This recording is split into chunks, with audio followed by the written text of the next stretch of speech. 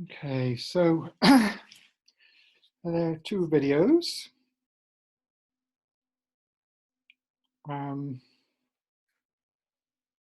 Partly, I was kind of keen to get onto Thich Nhat Hanh. Marina sent me the link to the David Loy video, and I thought, yeah, that's very suitable. The Thich Nhat Hanh talk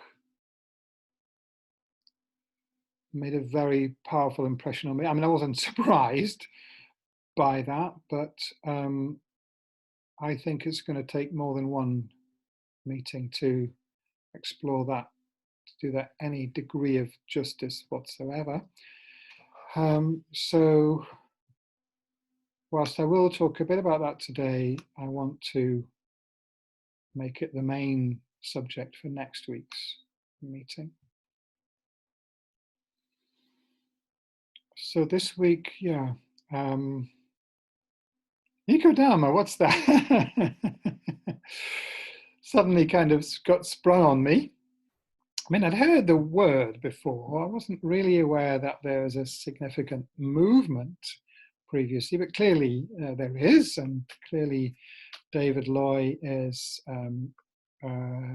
kind of key spokesperson for that movement. I mean, I knew that the movement existed, but whether it existed under that name, hadn't been previously much aware of. And I thought he was a very good spokesperson. Very clear. And I agree with almost everything that he said in that talk, I think.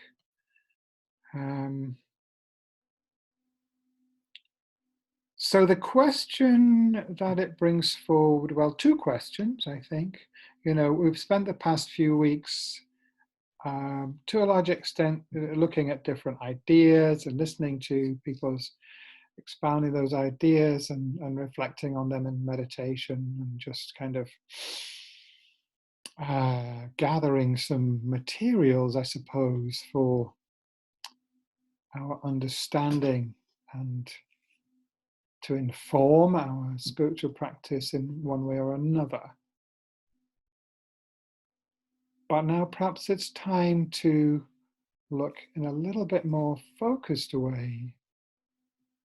If this is an emerging new manifestation of Buddhism, shall we say, or an emerging new spiritual form, spiritual practice, spiritual community, then what is the nature of that, and what does it have to tell us about how we practice from day to day? Is there some structure to it? What is the balance between, for example, traditional forms of Buddhist meditation, new kinds of meditation, or not so new, but ones that are kind of not emphasized in the traditional teachings, between all of that and between outer activity. So we talk about engaged Buddhism. I don't know who coined that term. It may have been Thich Nhat Hanh who coined the term. I don't know about that, but he certainly has been the foremost spokesperson, teacher of engaged Buddhism, going right back to the mid to late 60s. Well, he certainly was a practitioner of it well before that, of course. I don't exactly know what age he is, but early on in the Vietnam War, as a monk, he was engaged in and leading political action. So that's some 60 years of continuous total commitment to engaged Buddhism. So this is not some peripheral phenomenon within the Buddhist world. I think that it is the most significant manifestation of Buddhism right now across the world, and certainly for the Western world. And I think David Loy's talk underscores his view that to call oneself a Buddhist now and not be an engaged Buddhist, not to be engaged with actively seeking and working towards a solution of the deep social and environmental problems that we face is a retrograde way to practice. Is not not a good way to practice. He says we can use meditation and so on as a way to escape from the upset that is caused by looking out towards the grave situation of the ecosystem, of the natural world, of the human world. If we do that, and we just say, oh, well, this is too difficult, or, I mean, as I've quite often heard from Buddhists, well, this is just samsara. It's bound to be like that. We can't fix samsara.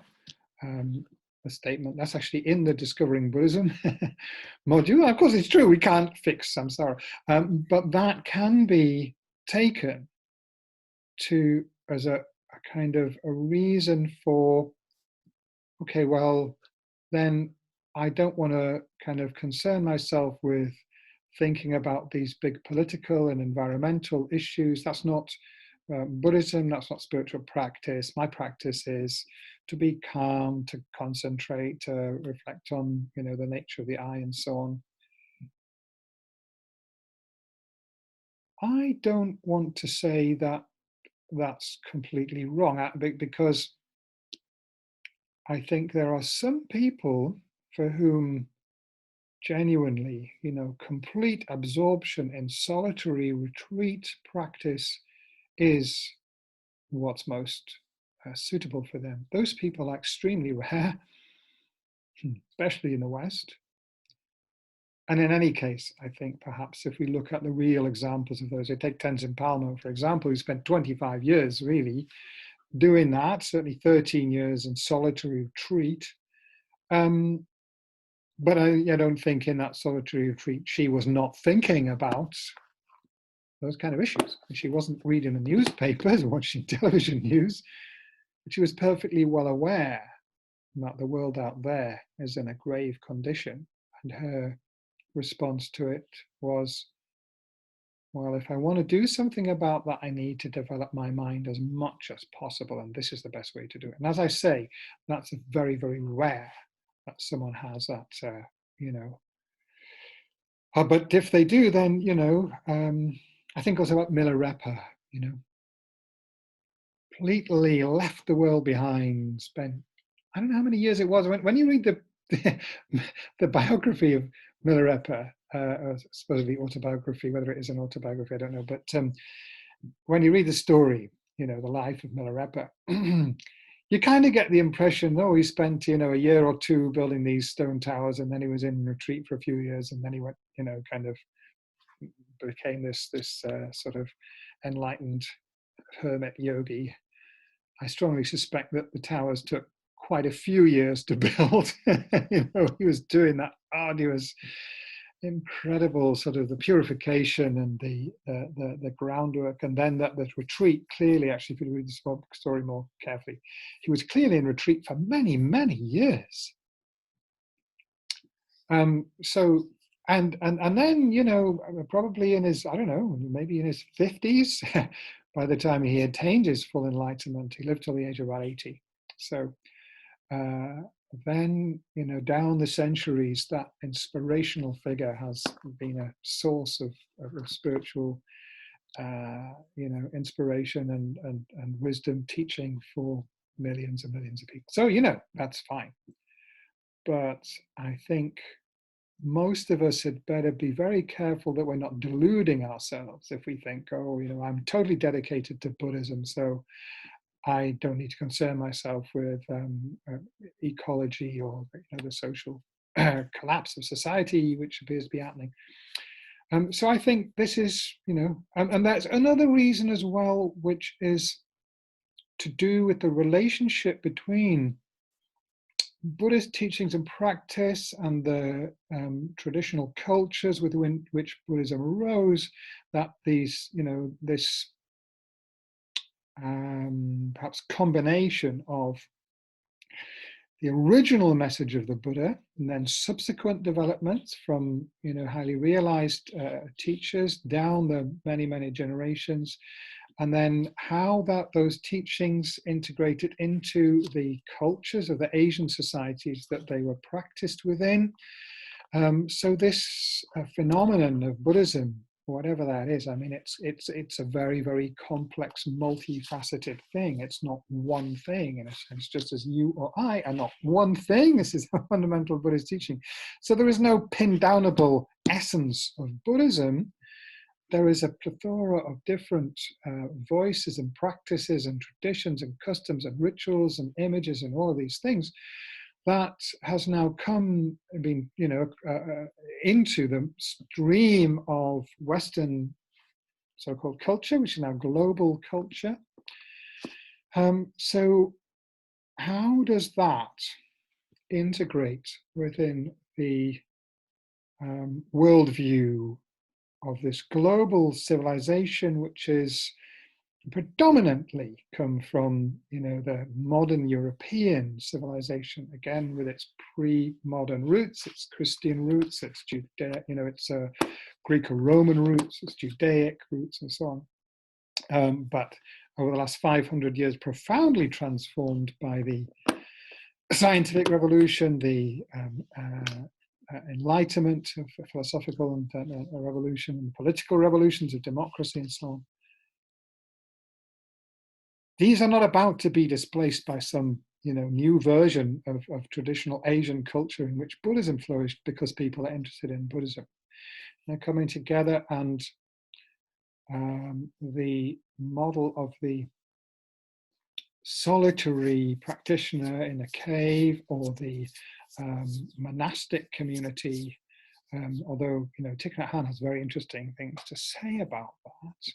But Tenzin Palmo, again, were very clear. She said, was asked at a meeting, actually, I invited her to give a talk in Leeds, and she was asked afterwards, what does she think will be the difference between Buddhism as it comes, to the West and how it was in Asia. And that was the main thing that she said was, there's nobody in this room except me wearing robes.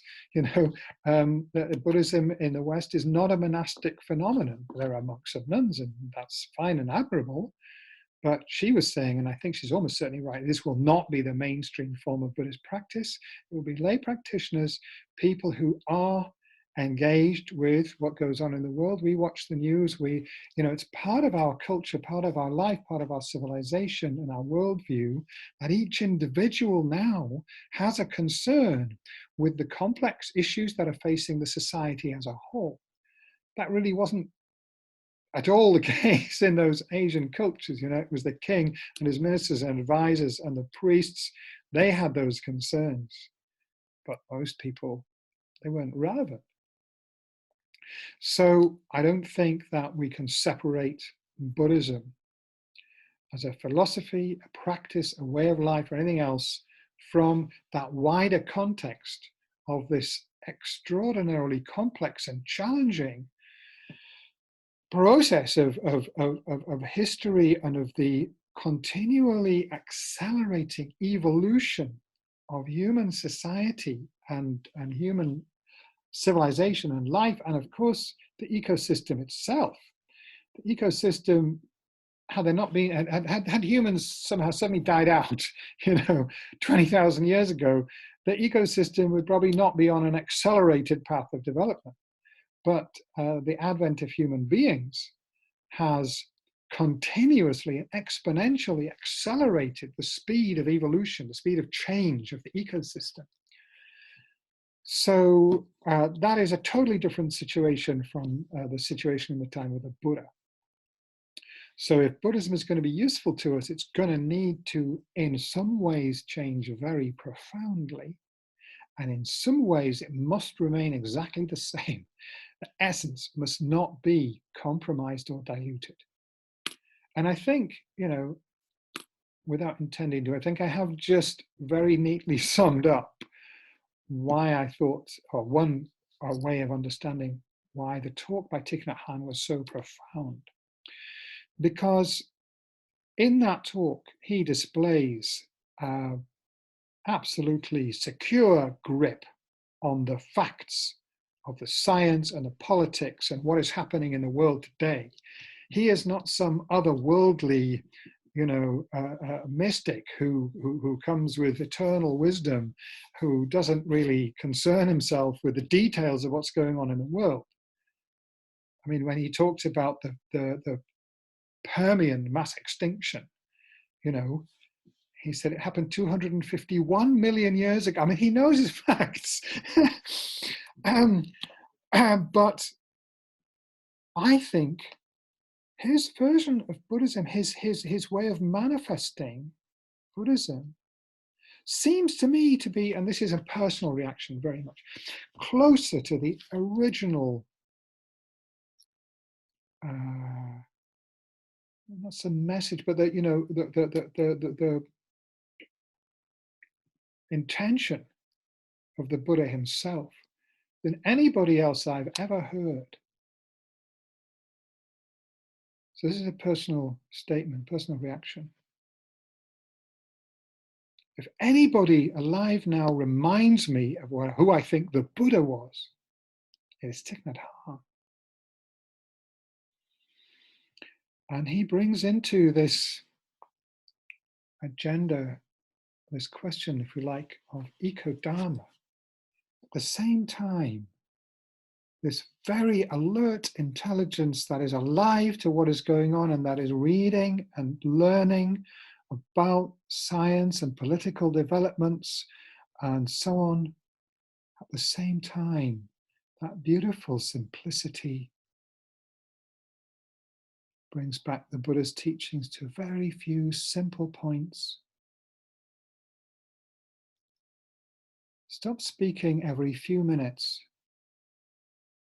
to meditate on what he's saying. He was asked in an interview actually that I watched recently, how long time do you meditate every day? And his answer, it was if the way that I express it might sound a little bit kind of conceited, but it wasn't at all, of course. It's completely humble. He said, well, all the time, all the time. That to me is Dharma. I completely, you can see it. And in the interview, not an interview, but it's kind of an interview because he was sent these questions by the Ecologist magazine. So it was an interview at a distance. And they asked him, what's the hardest thing about your life? And his response was, well, no problem. Everything I'm doing, I enjoy. The only thing he said that was hard was having to say no when people wanted him to lead a retreat. Only thing that was tough, challenging, difficult is I can't give this to enough people. Extraordinary example.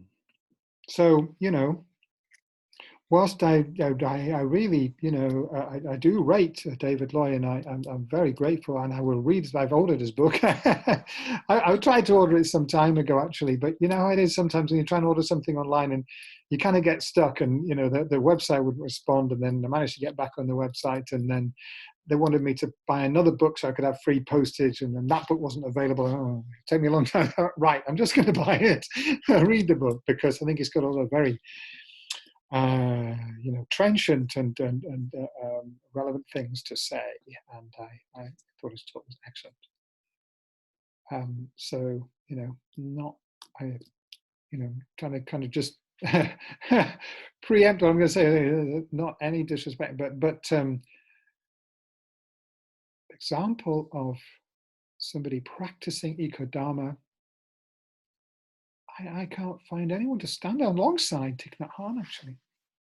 And that's high praise, because we've listened to some talks already in this series by really inspirational, remarkable people.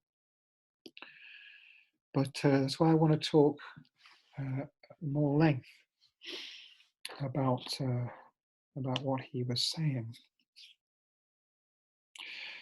So I'm not going to talk for much longer, but maybe just finish with a few thoughts from my own perspective of what I imagine Ecodharma could be, should be, might be, and especially for us as a very small emerging Ecodharma community, perhaps.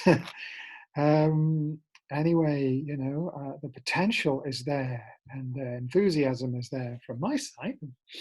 I think some of you also appreciate this is a very valuable thing to be exploring. So I hope that we can continue on this journey together for a while.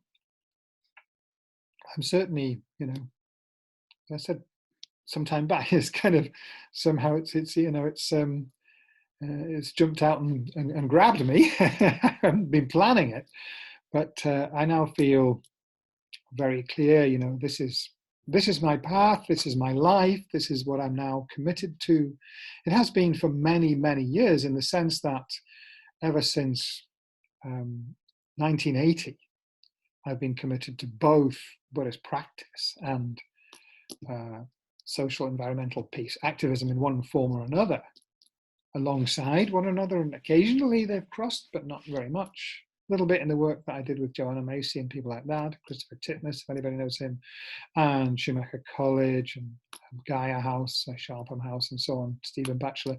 A lot of these people who were also inspirations from a spiritual Buddhist perspective, but also environmental or peace or social activists.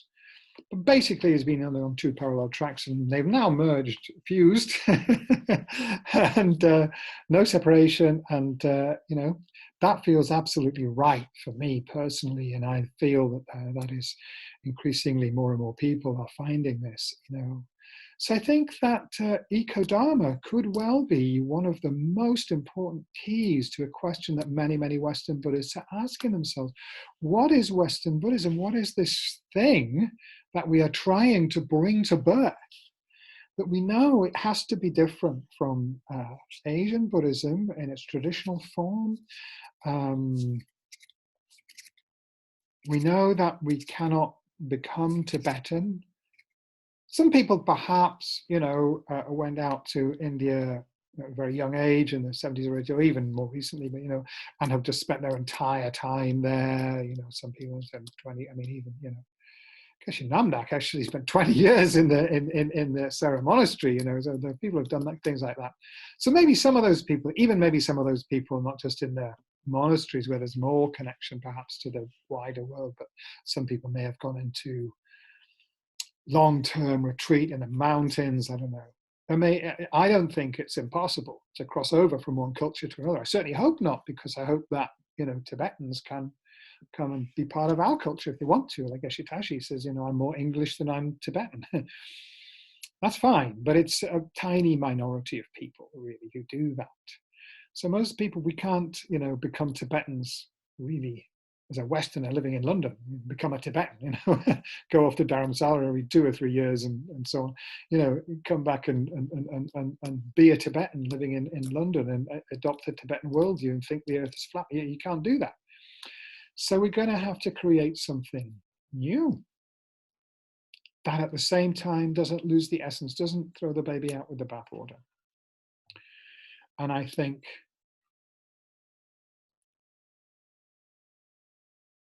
we can view this thing through the lens of the Buddha's teaching on interdependence, because nobody in the environmental, no serious person, I think, in the environmental movement is unaware that interdependence is the key to the ecological question. Now, Western shall we say, orthodox Western science, or mainstream Western science, or what has been the mainstream, at least until very recently indeed, what we might call reductionist science, the Newtonian paradigm, if you like. The paradigm of linear causality. So, you know, the scientific revolution, Galileo, Newton, and so on, they produced some extremely important, you know, steps forward in understanding the way in which one simple object acts on another. And they produced beautiful mathematical laws like the inverse square law of gravity. You know, if you have two objects that have mass, weight, then weight and mass, of course, are different. Those scientists know, but two objects that have mass, there's a force of attraction between them that is proportional to the product of the masses and the inverse square of the distance. Beautiful mathematical law that explained many, many things. And that model of explanation dominated Western science for 2.5 centuries or more, 3 centuries really, until probably at least the 1970s or 1980s, when science, that kind of science began to really struggle because they were trying to understand systems that were too complex for that linear model of causality to work well. And what replaced it was systems theory, which tells us things about the way in which large systems of interacting elements behave as a whole that cannot be predicted from the individual interactions between those small particles. So this is holistic science, understanding the nature of a system as a whole. Fundamentally, understanding interdependence. This is why I say I think Gaia theory is a much more profound revolution than relativity or quantum mechanics. They are tweaks to Newtonian science. You know, they take it a little bit further. But these new sciences of systems theory, complexity theory, chaos theory, Gaia theory, etc., are opening up a completely new way of understanding the nature of reality. And it is very, very closely connected to the way of understanding reality that comes from the perfection of wisdom sutras, interdependence, and from other sources as well.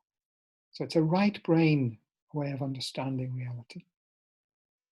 Buddhism, I think, is one of the most significant ways that we have to connect the left and right brain together.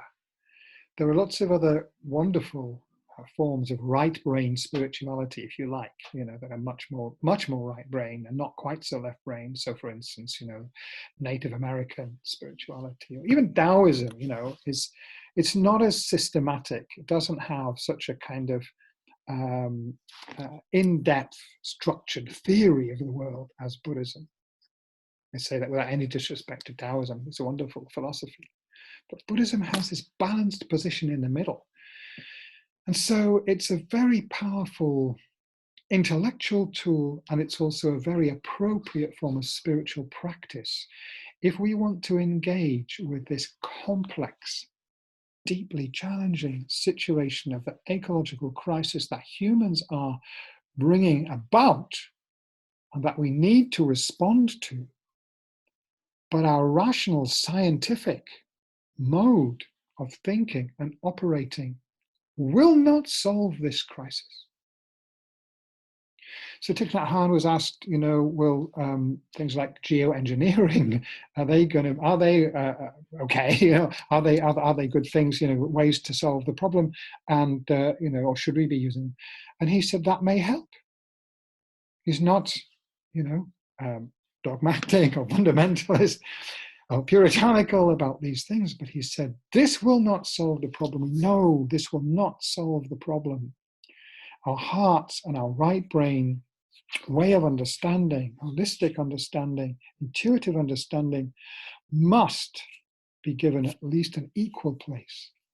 But we cannot neglect the the left brain, the theoretical understanding. We have to have a realistic, clear grasp of the actual nature of the situation that is facing us.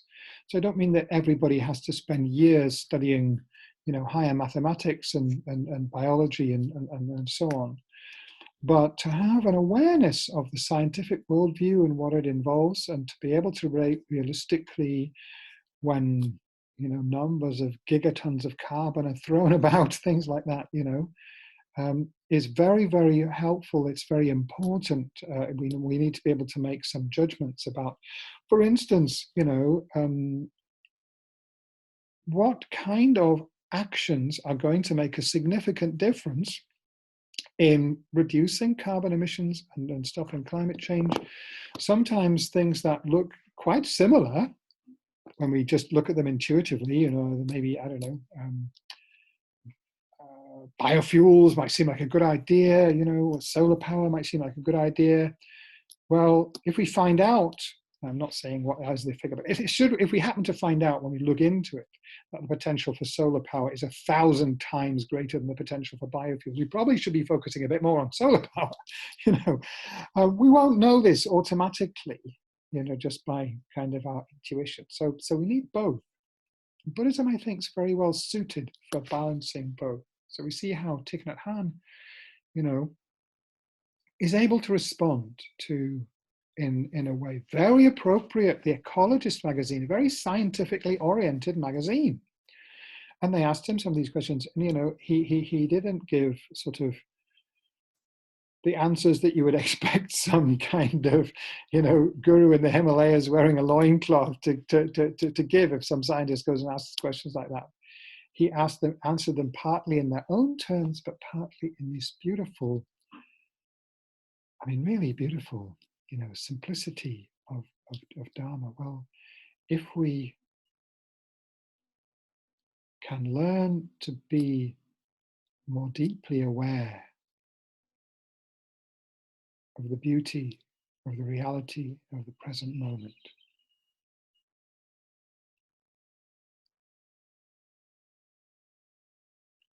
then we will not be beset by the need to keep consuming more and more.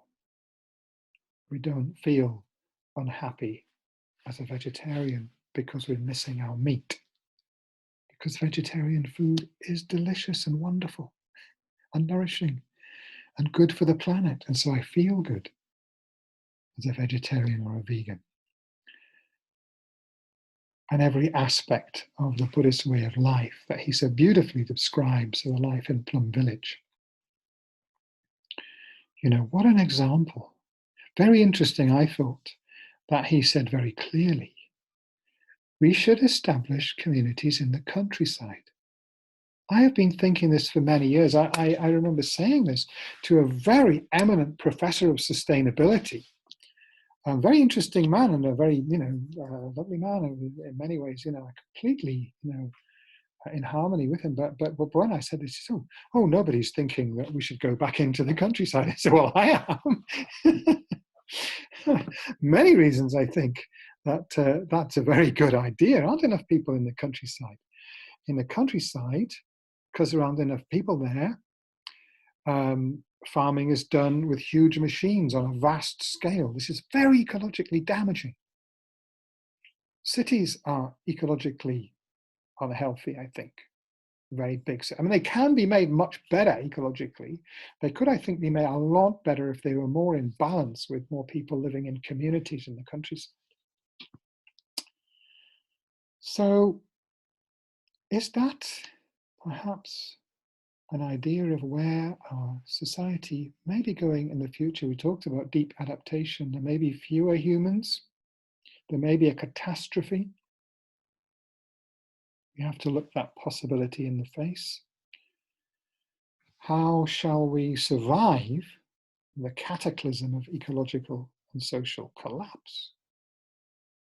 Well, obviously, makes sense. It's going to be in small communities where there is resilience from the mutual support within that community that is much more solid than the support that a global scale or even a mega city offers to the individual, because the family and the local community have become disconnected and fragmented, and the state and the mass economy is supposed to replace them, but it doesn't do a very good job. So maybe, where we are moving to could be more people who recognize the nature of the situation and recognize the profound unsatisfactoriness of the consumer capitalist form of life,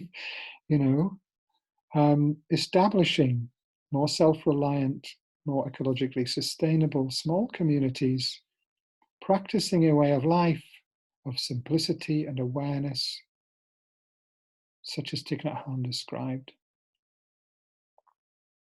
So David Lloyd talked more about political action, very important as well.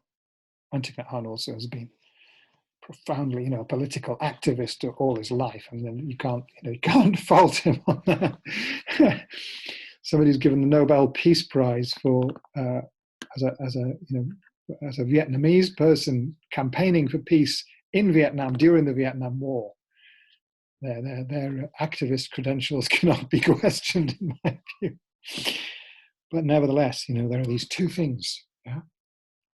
Can we create communities that are sustainable, resilient, that will collectively be able to weather the storms that may be coming, or perhaps, something certainly are coming, and come through to the other side, the great turning that Joanna Macy talked about, a new civilization.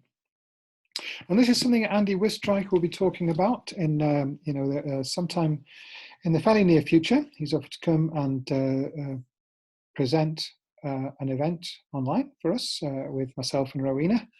So, yeah, a bit of advance notice and plug for that. So, yeah, hopefully we're going to do a half-day event looking at where is society headed, and what might Ecodharma have to say about that. Thank you.